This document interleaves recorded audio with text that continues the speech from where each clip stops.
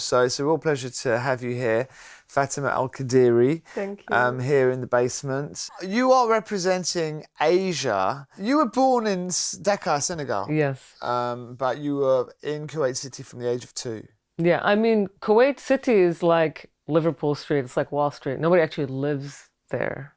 Um, they used to, but at some point, the urban planning was completely drastically changed. I think it was in the 60s, early 60s or the late 50s, so that they started making residential like suburbs, basically. So I grew up in a suburb called Bayan. Tell us about your beginnings and growing up and your first moments that you heard music and it had an impact on your life. I was lucky because both my parents were huge music fans, but particularly my father. He had a really big record collection that I would steal. Actually, I remember the first record I ever, and probably the only record I ever stole from him, was a UNESCO Kuwaiti folk music record that I couldn't find anywhere on CD or, I mean, was in the 90s. My mom liked Iranian music mostly, like Iranian music and Arabic music, but mostly sung by women, all love songs, heartbreak, high drama. That was her vibe. Whereas my dad was a lot more varied, but he was obsessed particularly with Russian composers. So there was a lot of Tchaikovsky, Rimsky-Korsakov, like Mussorgsky blasting in the house. And so I personally developed a real love of Russian classical music, which has definitely influenced my writing and compositions for sure. And then my older sister, she's about 5 years older than me, and she started listening to American pop like a lot of teenagers were. And I'll never forget the first time I heard Bobby Brown.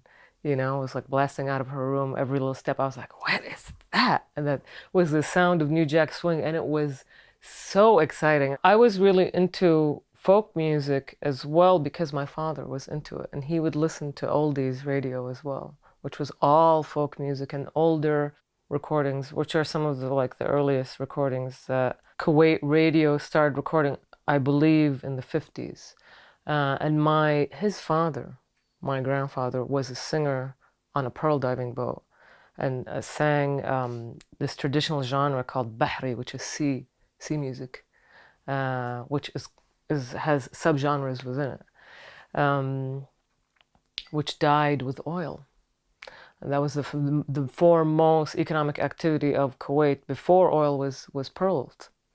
But no, I mean, the folk music of Kuwait is it's really interesting because there's so many different kinds for such a small country. There's like I wouldn't be able to tell you the number of genres. I'm not an ethnomusicologist. I'm not an expert, but there's at least 10, minimum, if not more. So basically, from the age of 2 till 17, you're in Kuwait, in the suburbs.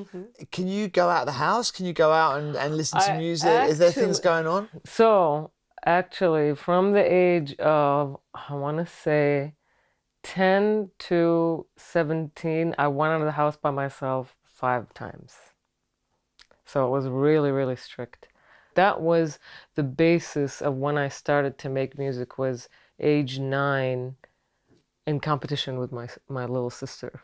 Our imagination was so out of control. We had to entertain ourselves like all the time, We had composition battles. Me and her would compose music as a form of competitively.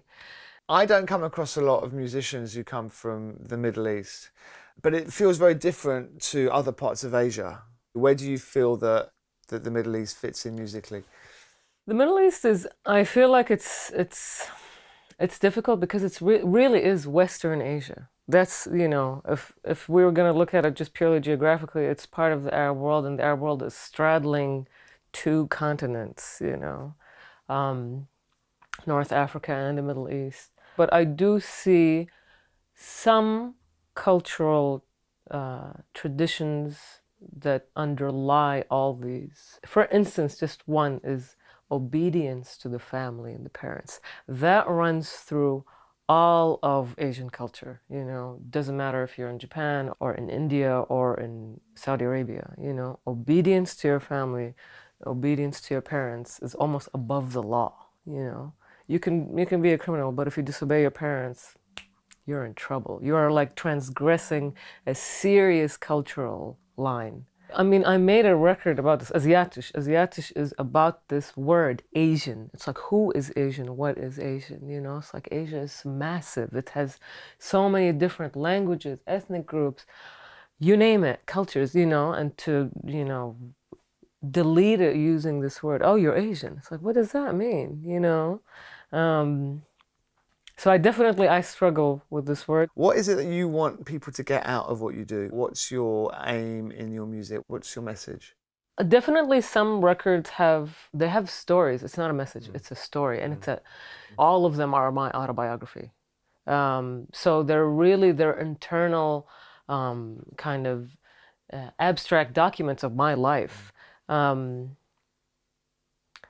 So what audience gets from that is up to them. It's not really something that I'm like, yes, I want you to get to. No, that's not how I write music. I write music for myself ultimately.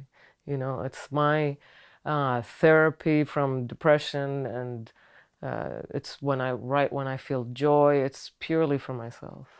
Fatima Al Qadiri, thank you very much. Thank you.